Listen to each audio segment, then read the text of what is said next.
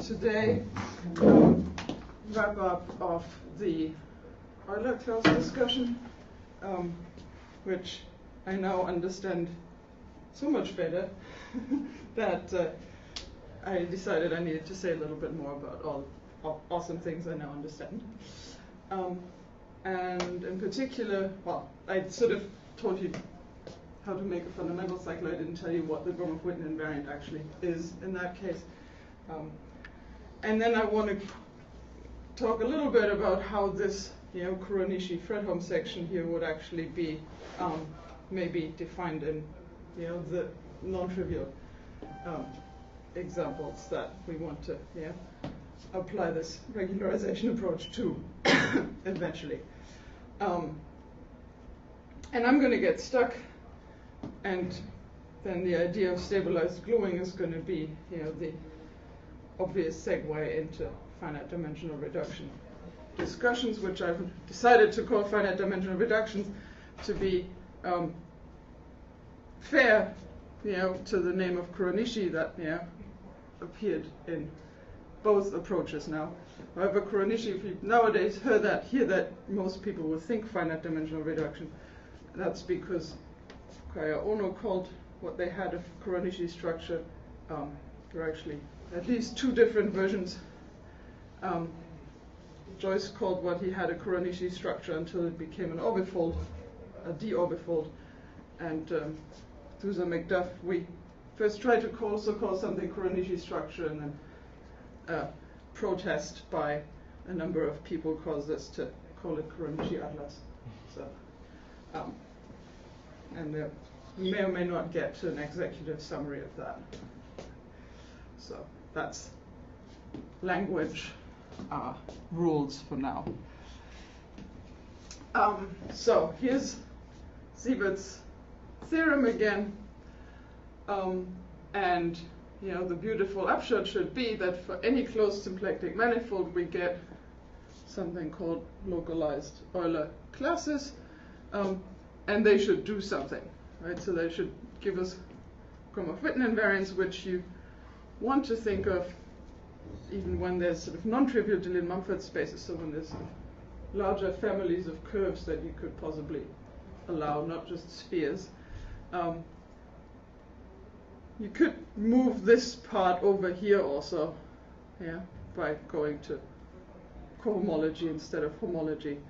And then what you're fixing is, a number of sub-manifolds maybe that you want your curves to go through, and some complex structures on your curve that you want induced.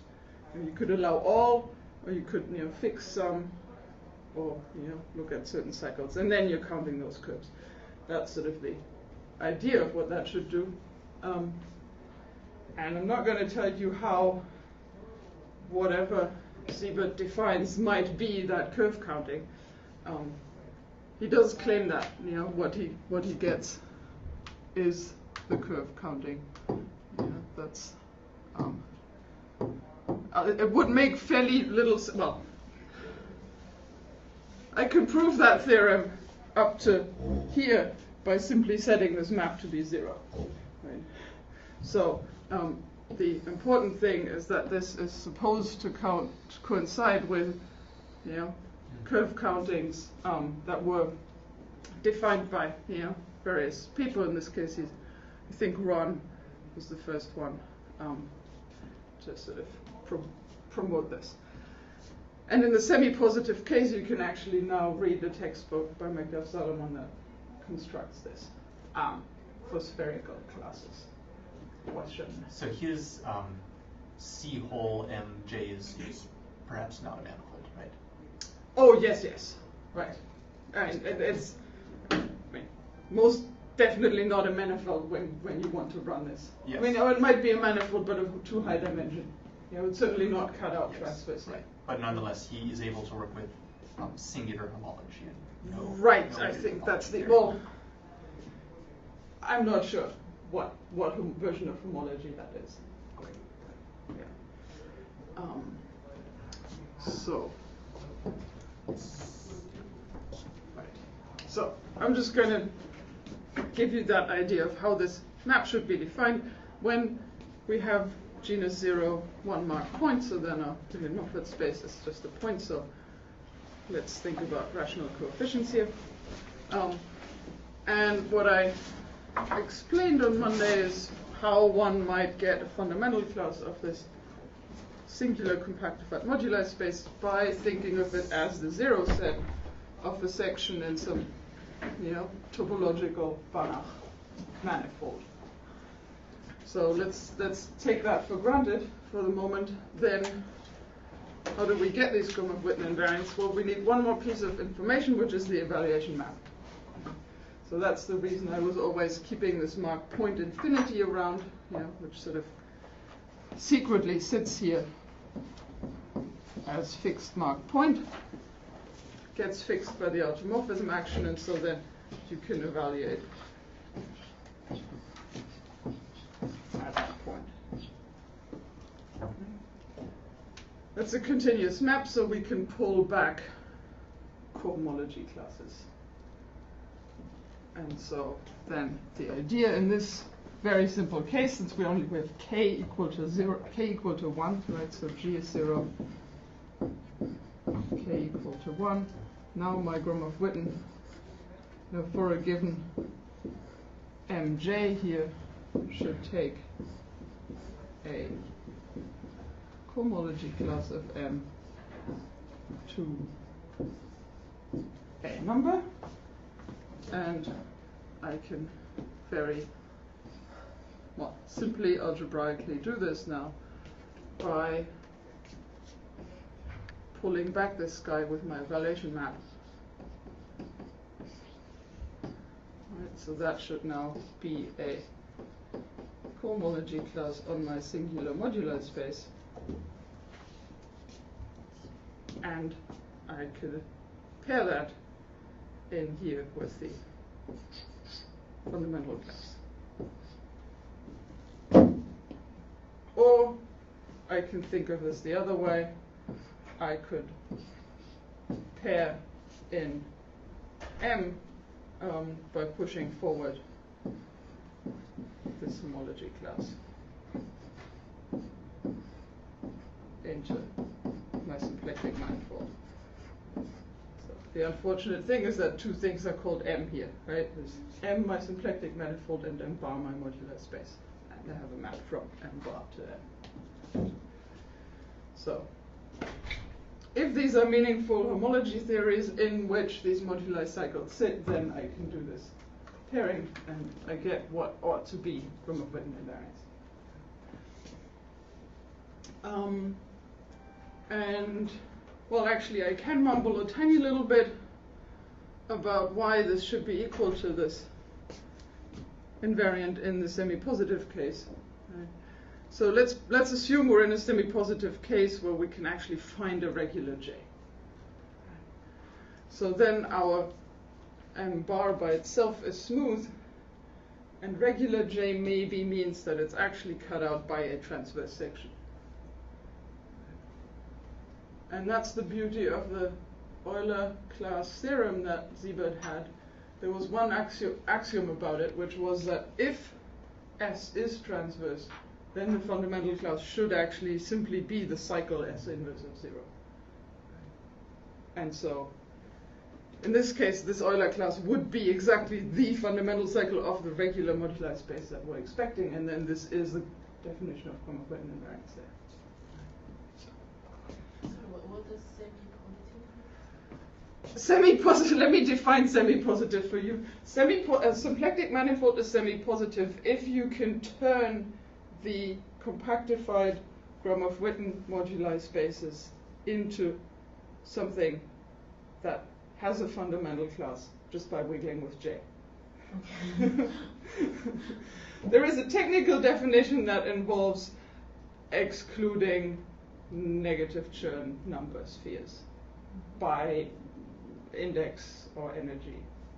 So, notions. But that really, the utilitarian definition is you can regularize by wiggling with J. Right? So that's what you should think if you hear semi-positive. So in particular, if you're non-negatively monotone. Right. Yes. Yeah. So, there's a lot of good semi-positive symplectic manifolds, but I would say this: the set of semi-positive symplectic manifolds and the set of all symplectic manifolds is measure 0. So they're interesting, but almost never do we actually have that situation. Okay, good. So, but that means, well, here we were thinking of this just in the case of injective holomorphic curves that have no bubbling. In that case, right, we know how to regularize just by wiggling J. So we don't need this whole machinery to define this Gromov-Witten invariant here. So we ought to really ask ourselves a little bit about what happens in the other cases. So we go back to our guiding questions. And let me first, actually give you the executive summary of what is the abstract form of this section here, right, for which we have that regularization theorem. What we said, well, it's a topological Banach bundle with a section so that the zero set of the section is identified with our compact moduli space. And then we need a little bit more structure of it. So locally, that section should be a continuous family of Fredholm sections. Namely, locally, you want to think of the base as this splitting into something finite dimensional, which I decided not to call L anymore, but just R B times V. And then, well, your fiber should just be a Banach space. So locally, my Banach bundle should be trivial, and I have a nice splitting of the base, and my section should come in the form R V goes to S sub R of V. And so here I ask for differentiability, C1 differentiability in the direction of this Banach, open subset of a Banach space. And all those derivatives are asked to be Fredholm. And then when I vary with this extra parameter, that should vary continuously. So that is the executive idea there.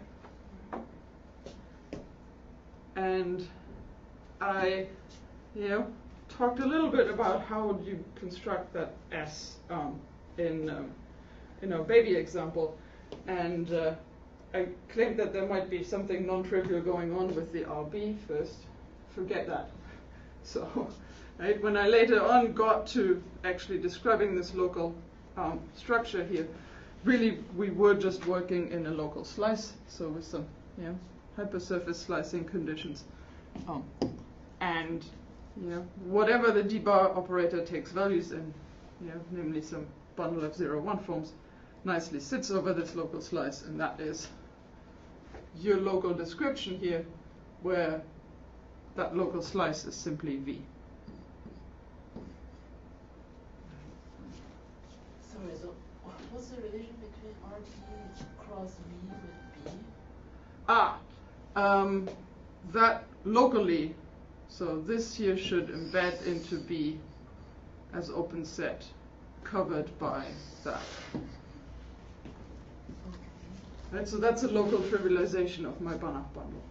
So why don't we just take RB into B? R just I find in B, but why RB cross the vectors?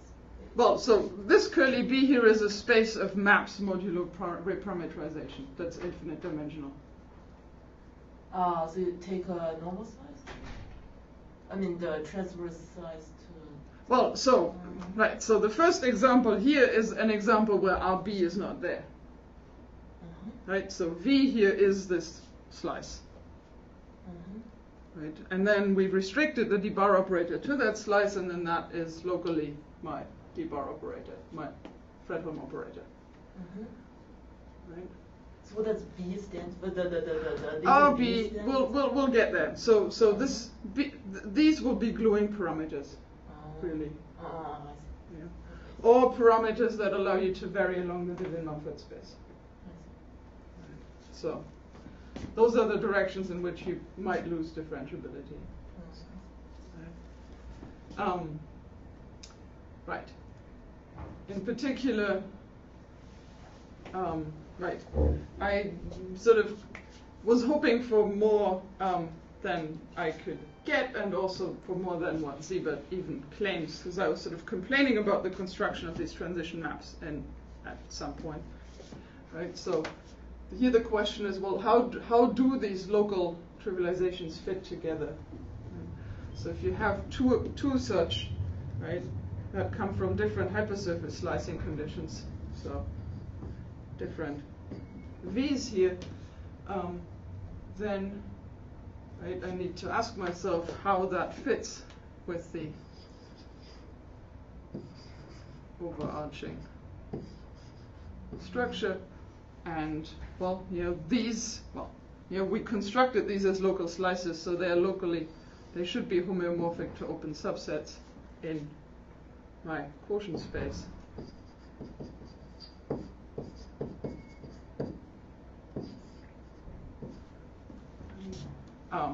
That will get covered by these 0-1 forms. So I don't need to construct that quotient space of 0-1 forms as well. And the crucial thing is that the transition map that I get here from the big ambient space,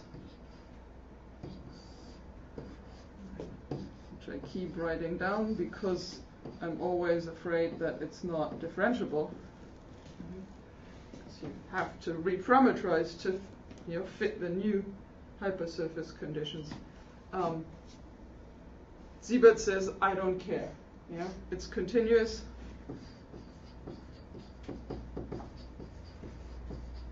And that's all that we need. Right. So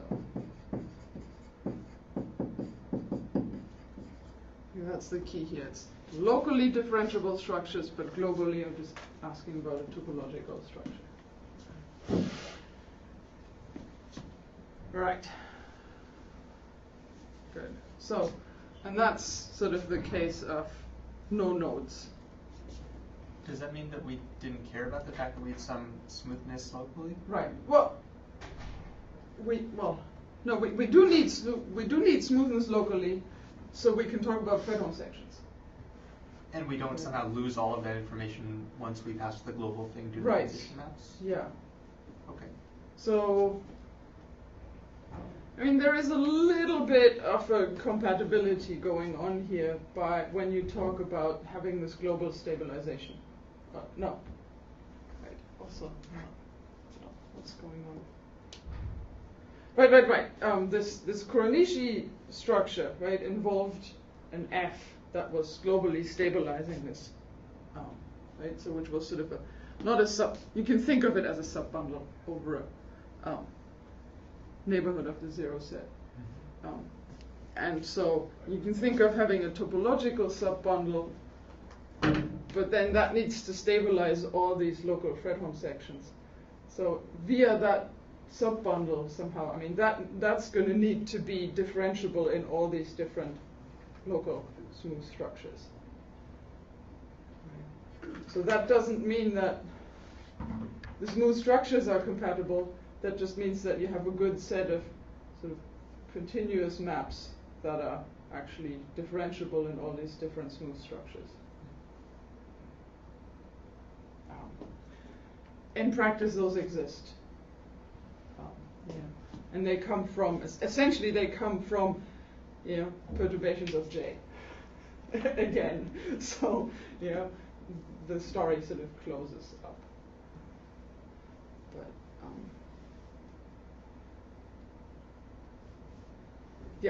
so this version here seems incredibly weak. It seems to use very little structure.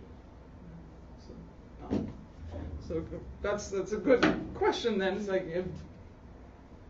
what compatibility really do you need here?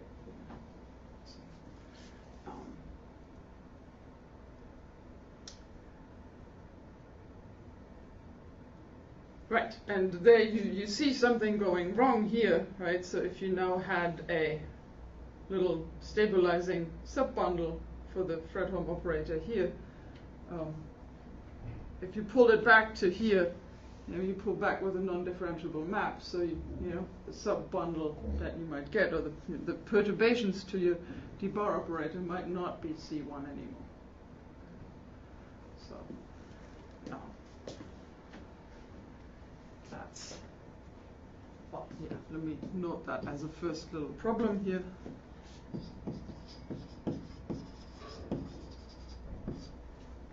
Right, so if you have a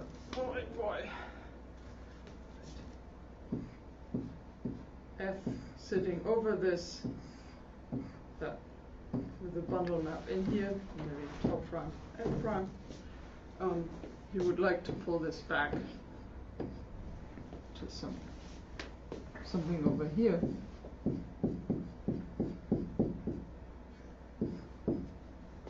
That loses its differentiability, possibly.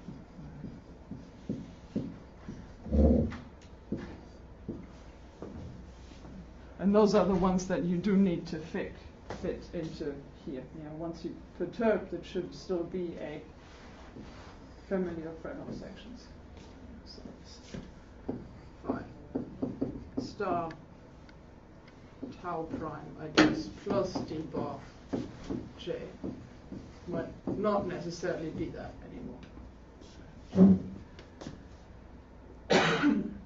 Right. And I, mumbled about this before and said, well, this just means you need to pick these very geometric.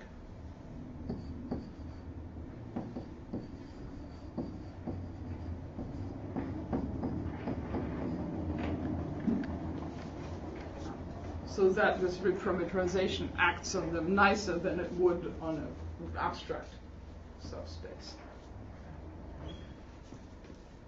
All right. Sorry, I'm confused. So in the Siebert chunk that you showed on the last slide, he was saying that he's producing homology class in homology of the literal holomorphic, J-holomorphic curves. Correct. Which means that he's not, so that space is sort of an unperturbed space. Right. All that we know about it is that it's a compact metric space. Okay. So when you're saying perturbation, this wasn't necessary to construct that homology class in homology of this unperturbed moduli space. Yes. Okay. Got it. Right, and I really shouldn't say perturbations, it's a stabilization. Right? You're not explicitly perturbing your d-bar operator. Well, I would think of this as a perturbation, except you've also enlarged your domain. Right, and what happened here was, when we solved this transverse equation, we didn't get a perturbed moduli space. We got something that was smooth but bigger than the unperturbed moduli space. Right? And the unperturbed moduli space was sitting in this zero set as a non-transverse zero set. That was the idea of finite dimensional reduction. Okay, good. So that's the review of what should be possible and where really we should start getting worried a little. These problems, I believe, are resolved in existing literature. What Siebert, I think, also explains very nicely is how you do these, local Fredholm descriptions here. When you deal in Mumford spaces, not just a point, and I'm just losing it. There's too much algebraic geometry for my language skills when it gets to normal curves. So I haven't really even said what a Dillon-Mumford space is, so I feel remiss. I should say that in at least one example.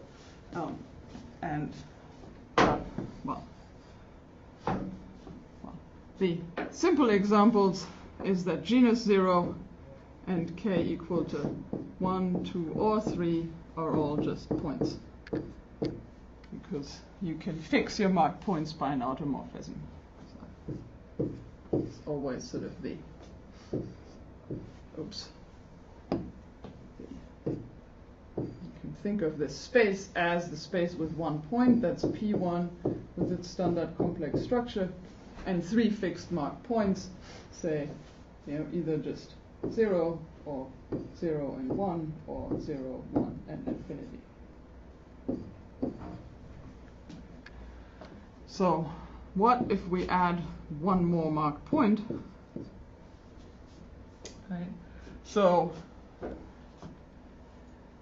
and I am going to now, call them all compactified spaces. This is going to be a non-compactified space at some point. So let me sort of first write down the definition that you can work with for general Riemann surfaces. So I want to take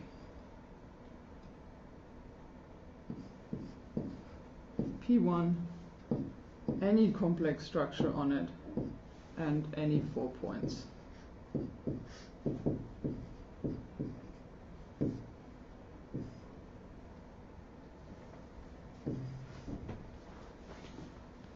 And then I'm going to quotient it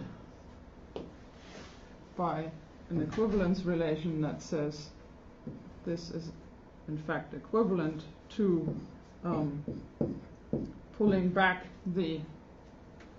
almost the complex structure and the points. So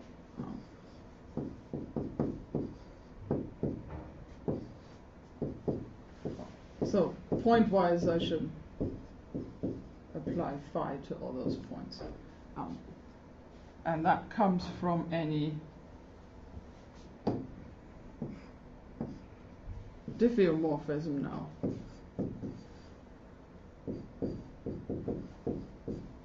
Of the sphere. Right, so I'm forgetting about this complex structure on here, and I'm sort of moving the complex structures around. So then a couple of things could happen in theory. The complex structure could degenerate, or these marked points could run together. Right? I should add that. What I would like these to be is I would like them to be disjoint.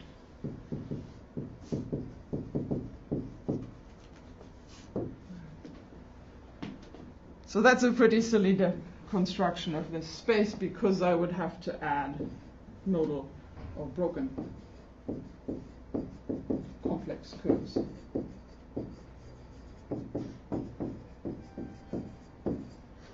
And in general, Deligne-Mumford space, you have to do that. In our case here, this is the key to sort of fixing a slice. We could just use the uniformization theorem, and for every equivalence class here, pick a representative in which the complex structure is I.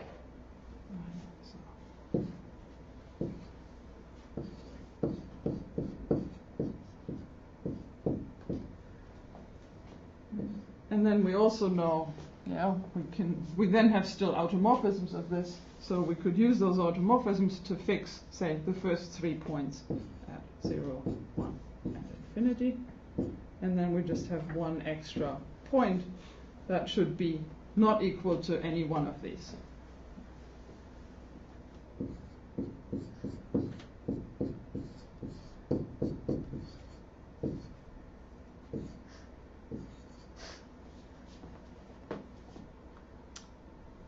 Beautiful, right? So this here, maybe I would call the smooth part of my Deligne-Mumford space, because it comes from here. However, that's so far this is diffeomorphic to P1 minus 3 points. I'd like to compactify it. Well, why don't I just put the 3 points there? So those 3 points now are the ones where I want to think of these as broken curves. So it's going to be a set of 3 points that all come from different breakings, namely, well, which one of these points does my z become equal to? Right? So if it becomes equal to 0, I would like to just remember, graphically, how the point z approaches 0. So I'm going to blow up and I'm going to see a plane on which I can see from which direction it comes. So this is, let me call that z. And so sort of 1 and infinity moved away. Right? However, I'm now still sort of reparameterizing these things. Now there's one nodal point, so each of these spheres now has exactly 3 marked points. So modulo automorphism, really, there's only one of these curves. And so the same thing happens if I let z go to 1 or infinity.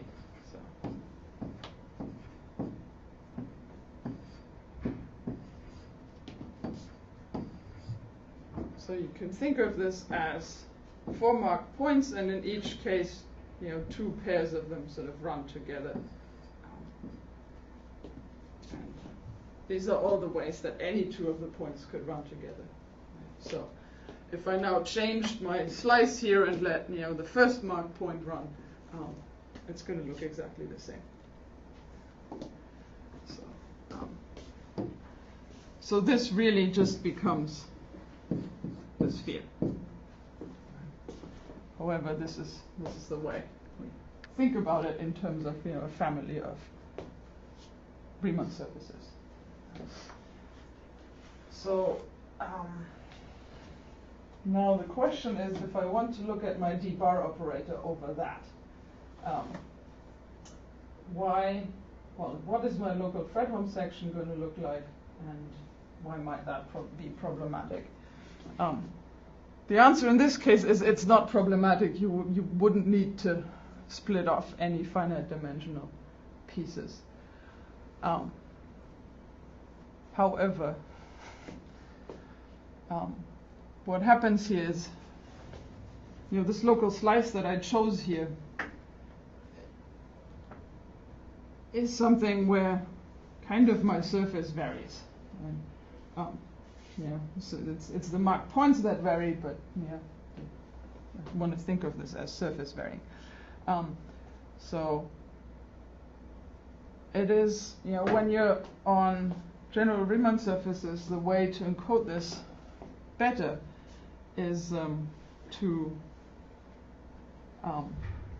fix the marked points and let the complex structure vary. Because that's what it's going to do anyways. You can't always just push all the variation into the marked points, because you don't always have a uniformization theorem.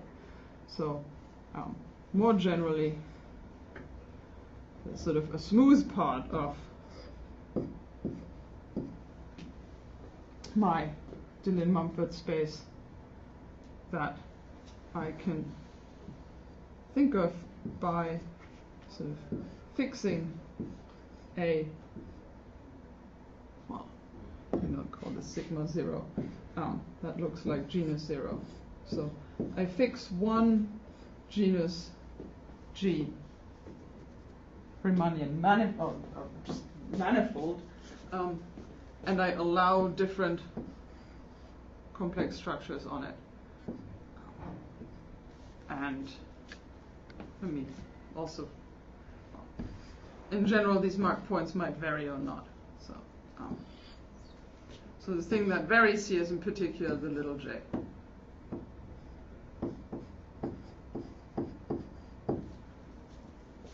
And then z might vary.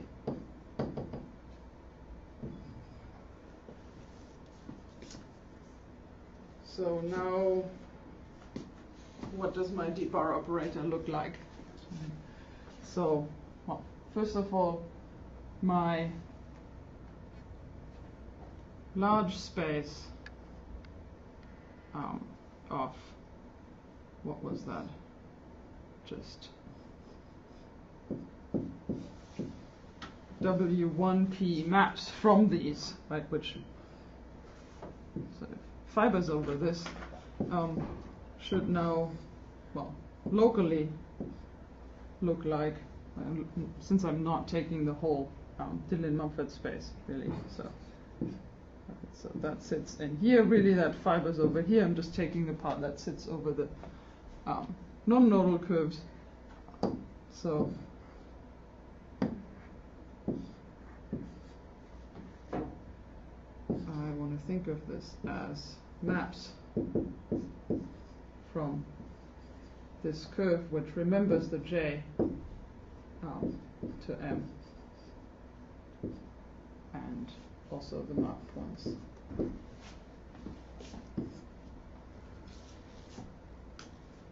Right. And so these will be W1P maps now. And I want to ask myself, well, what is my d-bar operator now? Oh, all right, yeah. Goes to some family of 0-1 forms. And, well, right, so we take U comma Z to d-bar, which now depends on both of these complex structures, right? Well, I've fixed J, I mean the J on the almost complex structure on M is fixed. But the problem is that I'm varying little j. So the expression here is, whenever is that plus or minus plus, I think.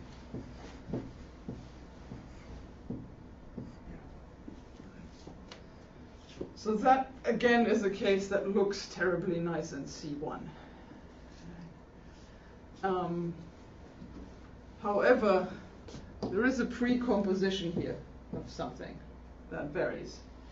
And I think if you write down the analysis, you'll realize that this is actually not differentiable here, because the little j varies. And U is just W1P. Right, so you imagine, right, it's exactly the wrong thing here, of course. Pairs Q, J, and Z. So if I try to take the derivative in little j direction here, right, this is not just a linear map that sort of is going to.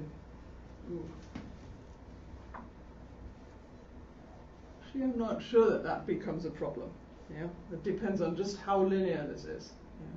So if this dependence here is a little bit nonlinear, then you pick up another derivative of U here, right, which doesn't exist if U is in W1P.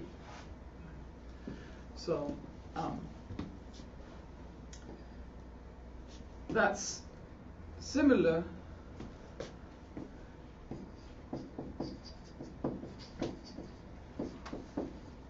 to thinking of sort of pulling back to the standard complex structure here.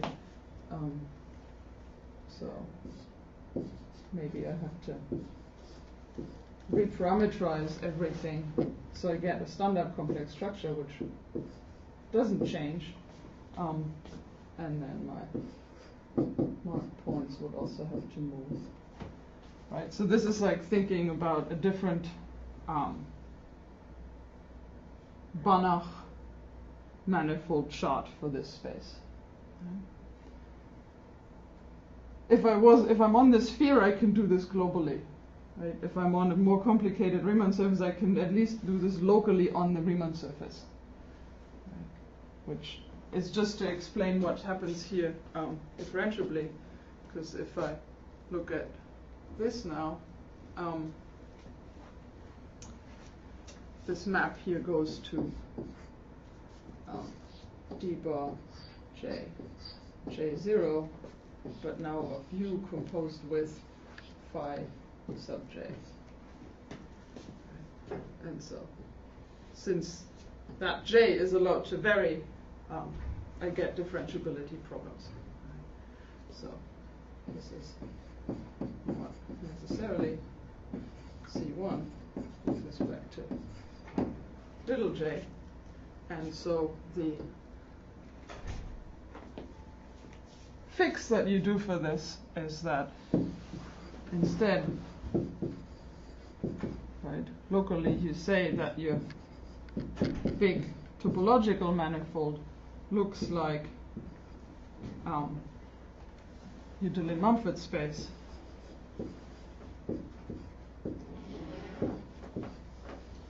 times maps from a fixed representative.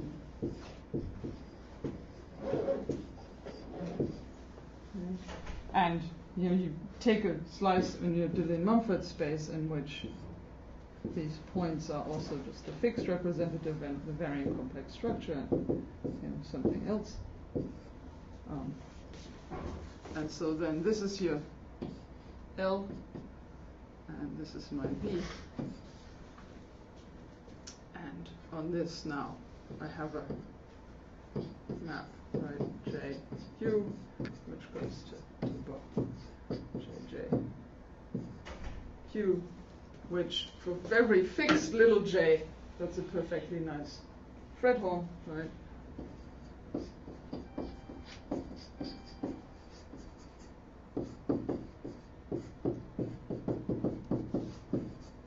And hopefully, continuous with respect to varying little j. So that's the idea of that splitting, where that comes from. Okay. So that's the good news, or the news of how far I think I actually understand how this is all supposed to work. Well, are you with me? I'm still convinced that Siebert should work, essentially. At least in simple examples, you seem to be good. Okay. So now maybe you can explain to me what I'm supposed to do near a nodal curve. So I did sort of cheat at some point when I said, we have local Fredholm descriptions of our moduli spaces everywhere. I sort of argued that we had that near nodal curves. Except I only gave you a finite dimensional Fredholm description near the nodal curves by stabilized gluing. So let me try to make up for that.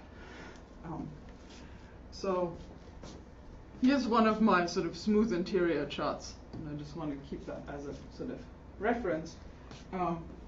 I should now think of sort of having a space of maps together with a space of nodal maps, none of which are really holomorphic, and there should be a bundle over it and a section. And this should all be a topological Banach manifold.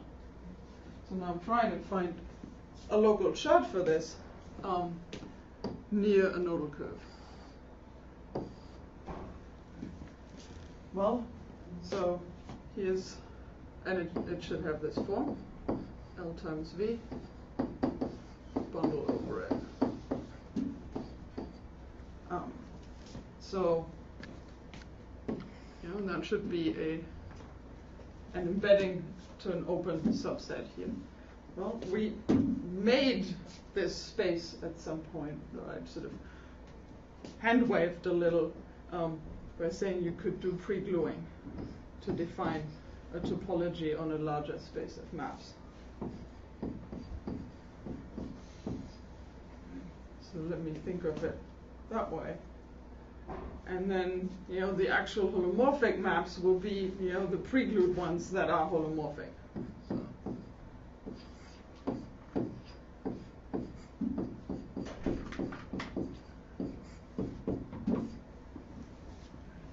So this is the total naive approach.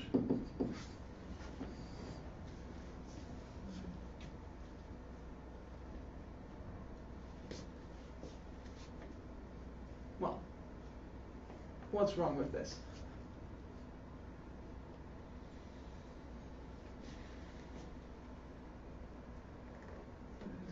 We would like that to be a chart map, and then what we would like to have is at least a continuous transition map, one way or the other.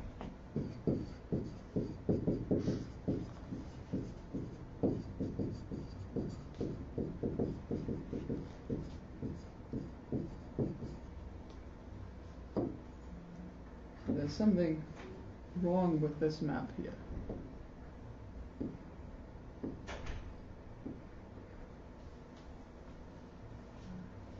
Well, let's see.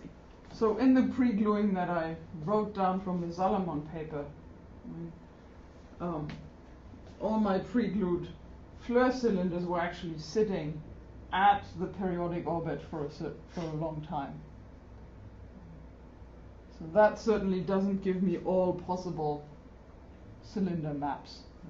It doesn't even give me all holomorphic cylinder maps, because no holomorphic non-constant cylinder is going to sit at the periodic orbit for a long time, for any open set of times.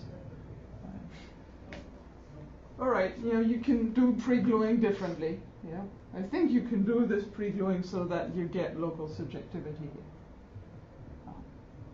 But the thing that you're not going to get in this naive way is injectivity.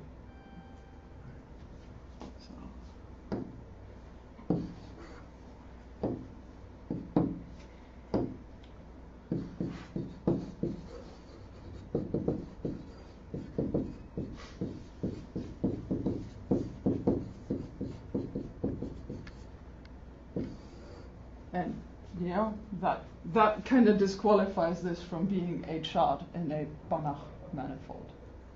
You'd want your charts to be injective. So, let's see.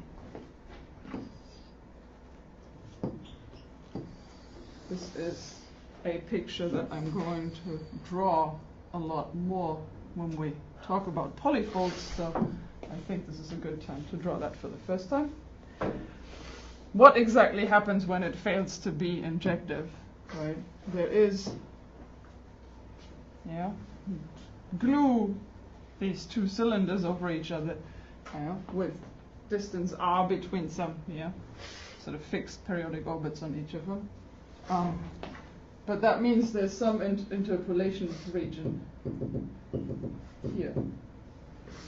And that sits someplace here and someplace here.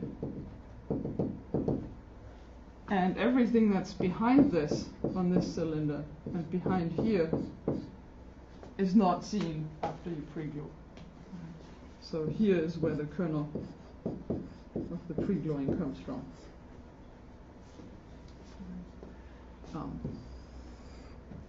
For the actual analysis, when we're thinking about holomorphic curves, that was not so important because this was already very, very close to my periodic orbit. There was very little energy. I had exponential decay.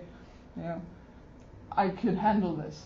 But that was sort of in the context of holomorphic curves. Okay.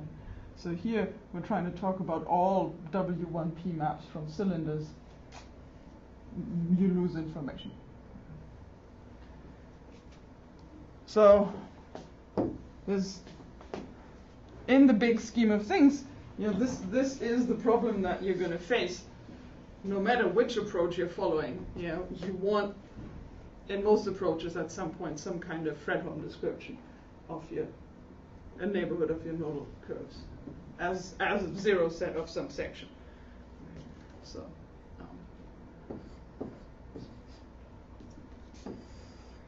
So there's the brutal Hofer-Wysotsky Cinder approach that says, I don't care that it's not injective, it's still a chart map. So that's what I think mumbled before. That still is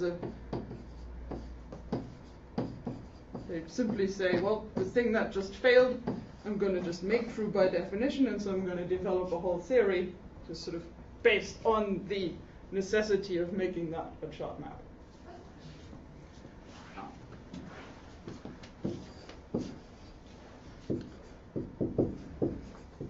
What Siebert does is something ingenious that has more to do with algebraic geometry than what I can stomach.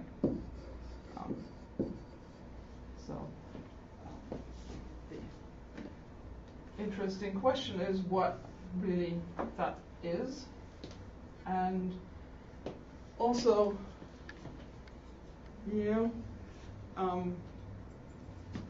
this solution here by Siebert, yeah, where you allow yourself to split off finite dimensions and you have differentiability in the rest, is actually very close to what you end up doing in the polyfold context when you try to prove that things are Fredholm sections. So I have a hunch that whatever Siebert does there is somewhat close to the ideas in polyfold world. In fact, he has some kind of contraction maps that look something like in the polyfold world.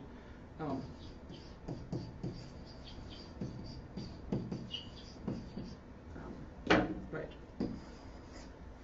Look like the chart maps here. Do you know the algebraic geometry buzzword for what he does?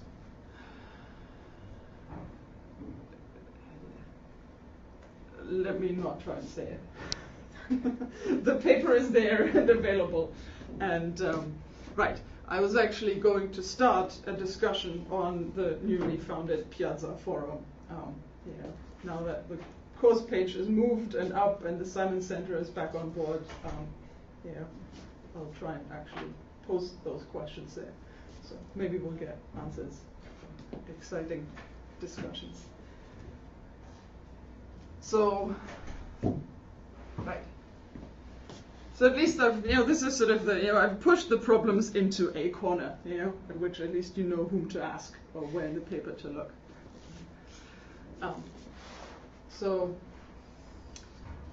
But this is more a philosophy course here, and so I'd like to not think about the hard parts. So let me think about what I did do here, this stabilized gluing, and how that fits into the big picture of trying to get descriptions of your moduli space. So this started from, this is now sort of in the language of Siebert, local Fredholm descriptions of my moduli space. Right, so there's slices, bundles, the d-bar operator of the slice is this, and then there's zero sets here, which sit inside your moduli space.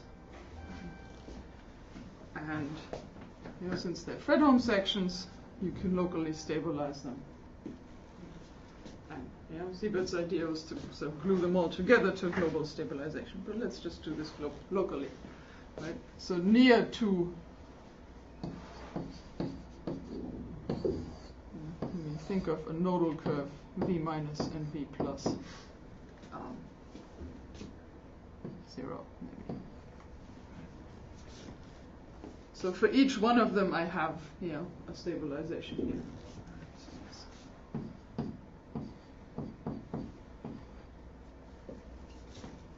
Right, so stabilization means this d bar plus that tau is actually transfers to 0, right? Which means I can then look at this fattened up space that contains this 0 set.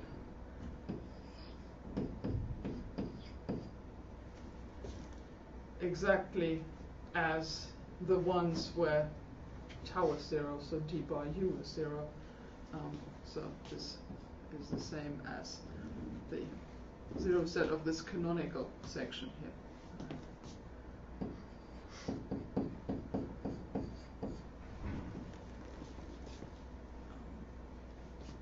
Oh, actually, wait, so let me write this more graphically clear. So S plus minus inverse of 0 sits here, and also embeds into my moduli space, so all is good.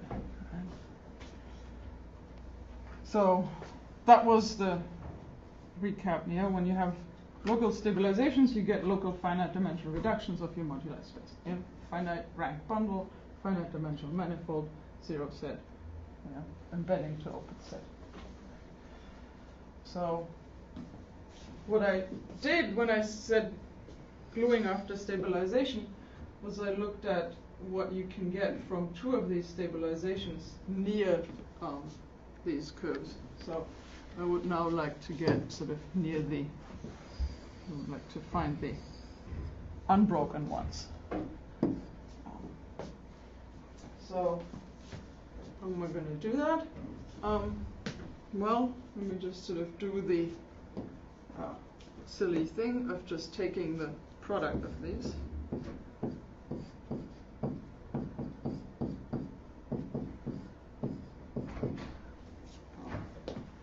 Well, these sit over u minus times u plus. Right? And there should somehow be a gluing parameter in the picture. Right? I would like to take sort of pairs of perturbed holomorphic curves and a gluing parameter and think of that as my local finite dimensional reduction. So in this case, drawn spheres, so our gluing parameter is now going to have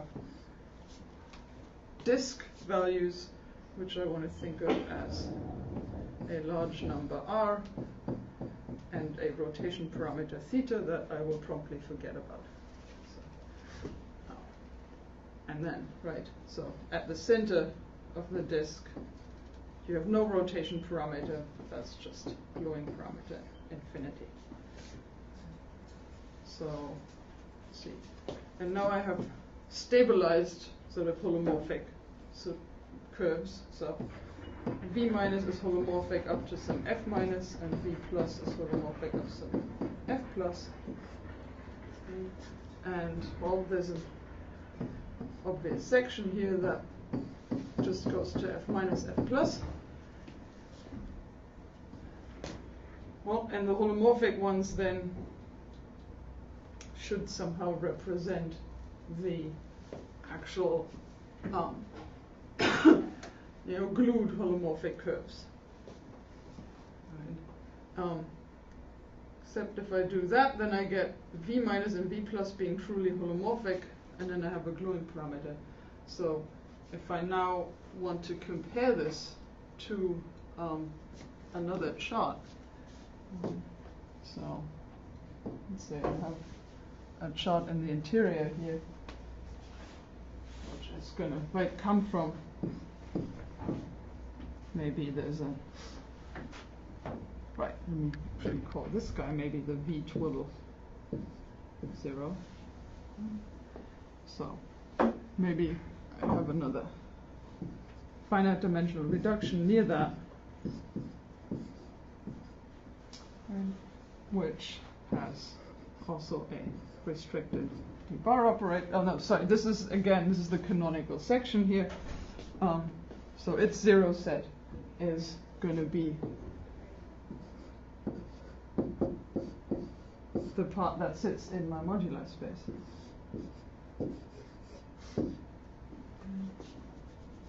So I have to ask myself, well, how do I map the zero set here? I want to call something S.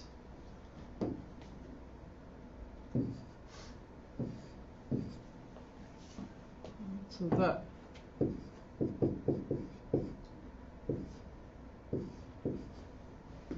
also maps in here. Well, one part of this is clear. If we have gluing parameter 0 and the pair V minus V plus, that's exactly how we made this. We should go to the broken curve V minus V plus. But if you have other gluing parameters not 0, then there should be a holomorphic curve that you get from gluing.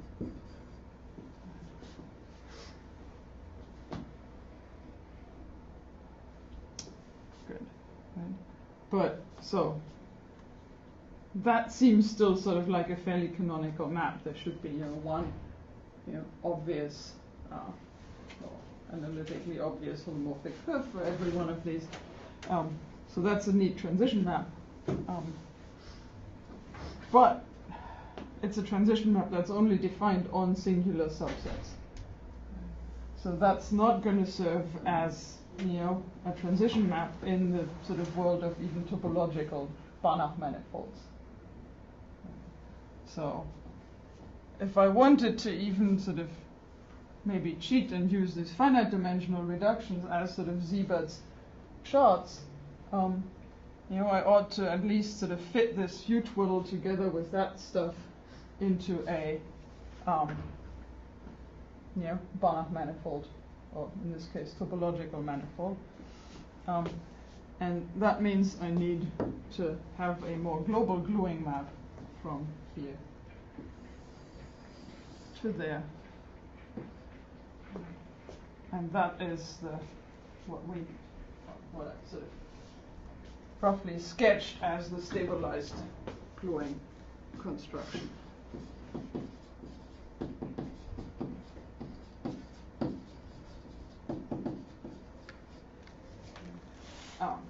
The thing about that construction is that it really depends on choices. Yeah, for example, choices of right inverses. So, what? Let's see, how can I get here? So, what that does is, well, you know, it sort of takes, right, it sort of starts like our standard gluing map that has the pre-glued B minus and B plus, and then it uses a Newton iteration to find, you know, the correction so that this becomes holomorphic. Except we also have this right-hand side, so we're also going to have to sort of pre-glue the error, and then since we're running Newton iteration on these two parameters, we're also going to get some extra term here. So, sorry, so there the product F minus cross F plus, is that a fiber product? yes, yes, these are two bundles that sit over the U. Oh, this is not a fiber product. No, this is just, right, that's a finite dimensional bundle over this. This is a finite dimensional bundle over that. So how do I describe that these two spheres has one common image? Yes. Okay. I have cheated. This is not in here. Right. Yes. Yeah. Sorry. Yeah. Yeah. That needs to be part of this. Yeah. You know, there should be some extra data here that I, you know, can pull out, say, you know, what the value is, and then, you know, it should be sort of asking to make those, you know, coincide. Yeah. Right. Roughly.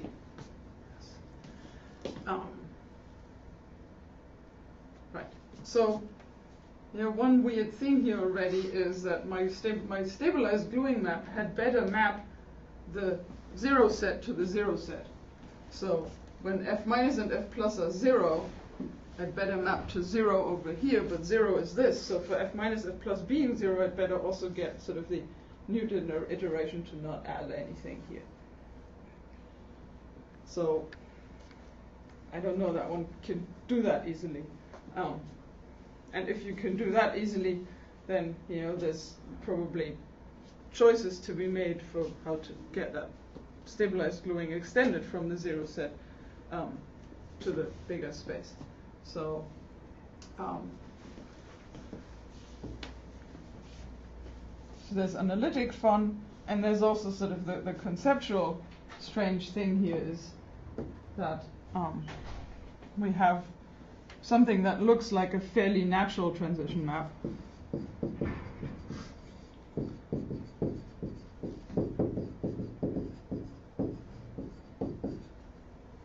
That comes from factoring through, you know, the global geometric object that we have. And then we have an extended transition map for which we had probably some choices how to construct it. And it also comes from a Newton iteration, right?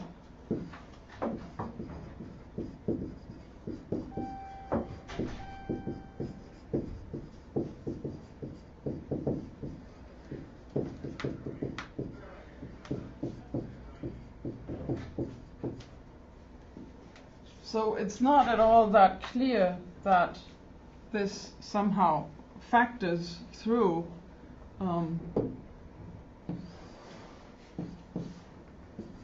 some larger space of maps from which this is somehow natural.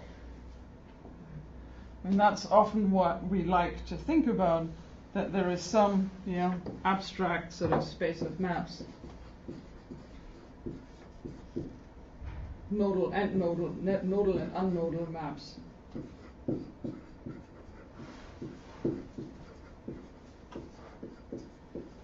And really our transition map from the between the different finite dimensional reductions comes from this big ambient space. I don't know that it does.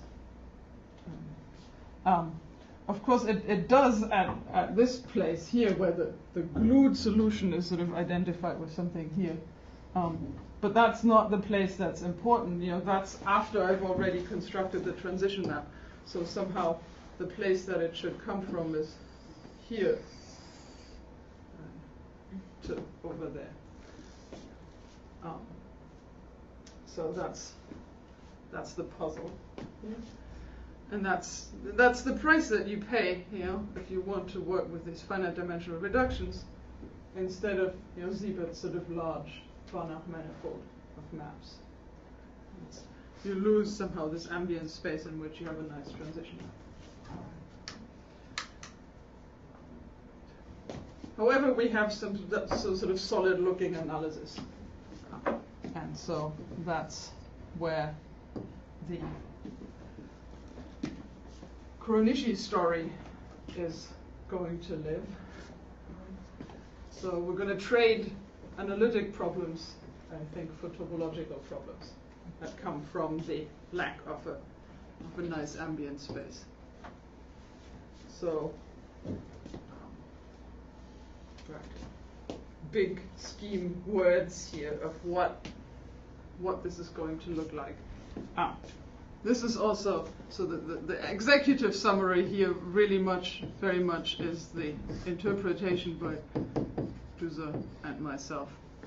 But I think, if you go into any of the other papers, you can see the same elements is probably not, worded like that. So,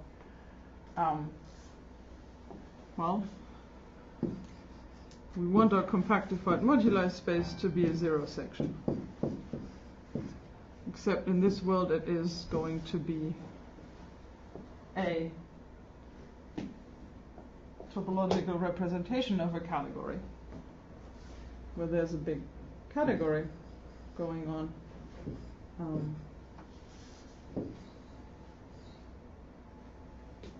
With a section.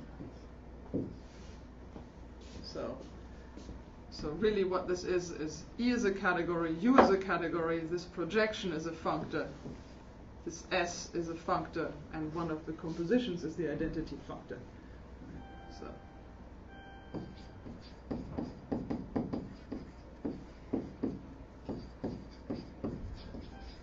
that's a maybe bundled category. Well, I don't want to call it bundled category because there's categories of bundles. This is really a category that by itself is a bundle over another category.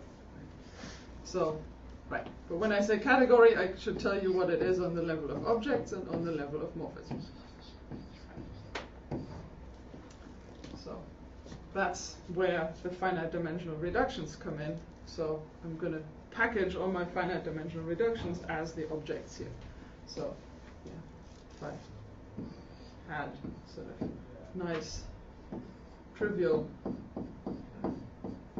bundles with these UIs being the sort of fattened up spaces of perturbed holomorphic curves, and these sections just being the trivial sections.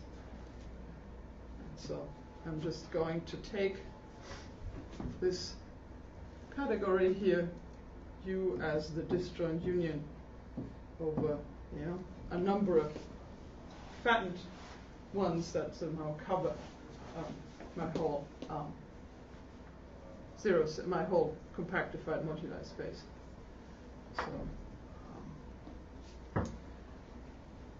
and my fibers are also going to be this abstract union And in each one of these there's a projection that's going to be the sort of map this functor on object level, and the sections that on object levels, the section from my finite dimensional reductions.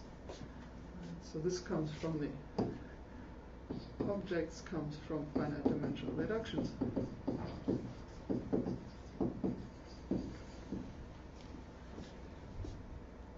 you said E and U are both categories? Right. And the fibers are categories. The phi, oh goodness, the fiber of an object here. Right, so an object in curly U now is a point in somewhere here. Right? And the fiber now is just a vector, a finite dimensional vector space. So this is an actual sort of vector space bundle over this category. So not so bad.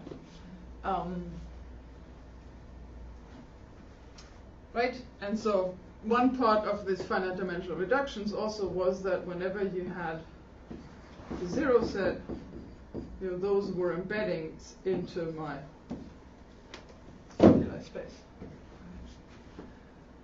So I would like to somehow do this here so that I could, glue them all together and get my M bar this way.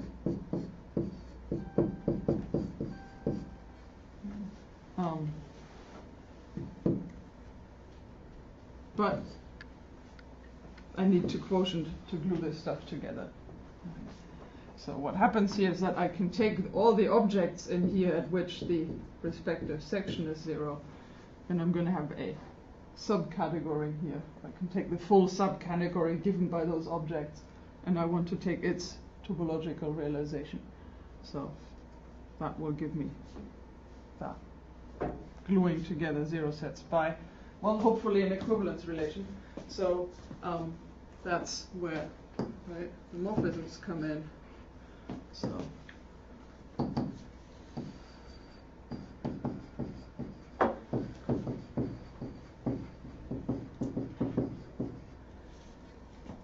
except I don't just want the transition data from this embedding into the 0 set. Somehow I would like transition data between at least open sets of these ambient spaces. So there's one question of what we mean by that. So meaning and also construction in actual holomorphic curve cases. But the neat thing in this language is that we could, without any problem, add isotropy now, just by adding finite group actions on here. So isotropy now just means I'm throwing in extra morphisms, from little groups that act on, the fiber covering something in the base.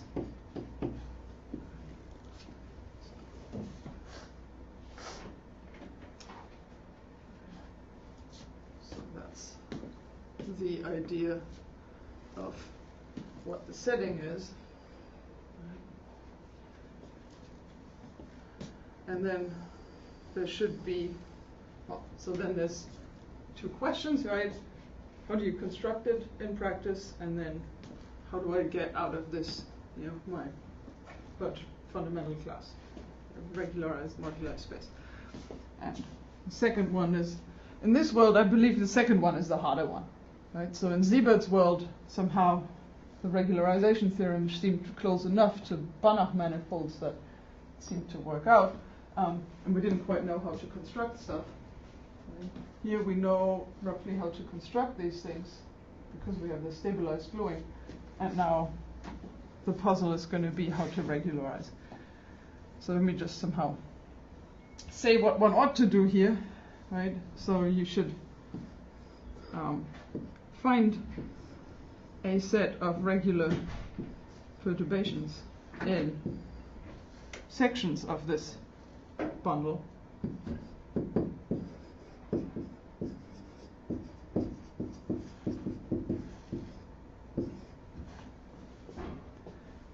So that, two things hold. For one, we would like S plus nu to somehow be transverse in some sense, and cut out something that has a fundamental class. So the realization of the perturbed zero set is something that I would like to be a compact manifold.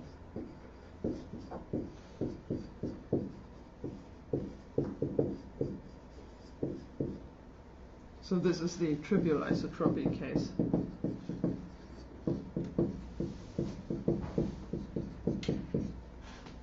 Right. And then for any, so this should be for all regular nu. And then if I have two different, or if I have another regular nu, there should be a cobordism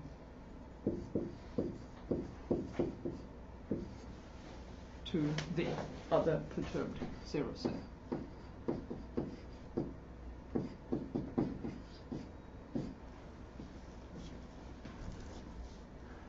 That's the dream. This is certainly not the form in which one can prove that. But, well, this is the overall form in which one can, in some cases, prove something like this. But there's a lot of extra data and, provisos in it. So, but I think the good news is that it fits into my big scheme philosophy. So, the funny thing here is that, when you think about manifold, there's usually two things that you're worried about. Well, there's usually just one thing that you're worried about, which is that it's locally smooth. But the other thing that you should be worried about is that it's Hausdorff. And the strange thing is that locally smooth I can do, these are smooth sections, finite dimensional bundles, I can perturb them to become transverse. So that's not so bad. But the tricky parts are compactness and Hausdorffness, because this happens in a big space and then you quotient. So that has to do something with quotient topologies that are just sometimes a lot less nicely behaved than one would think. You should also be worried about second countability, right? I should count. Second countability. Yes, let me remind myself of my point set topology. But I believe that if you have a metric Hausdorff space that's locally smooth, it will be automatically second countable. There's something. Mm-hmm. So. You have a compact metric space. Oh, compact metric spaces are second countable. Yes. Good. Hallelujah. Yeah. And in this case, but it's not metric. Okay, right. There's no claim of metric. The unperturbed space was metric. I don't think we can. Right. I didn't claim that the perturbed one is going to be metric. But a compact Hausdorff space that's locally smooth, you can metrize that topology locally, and I think that should be enough to get it second countable. But yeah, you can see that it gets fun in a different kind of way.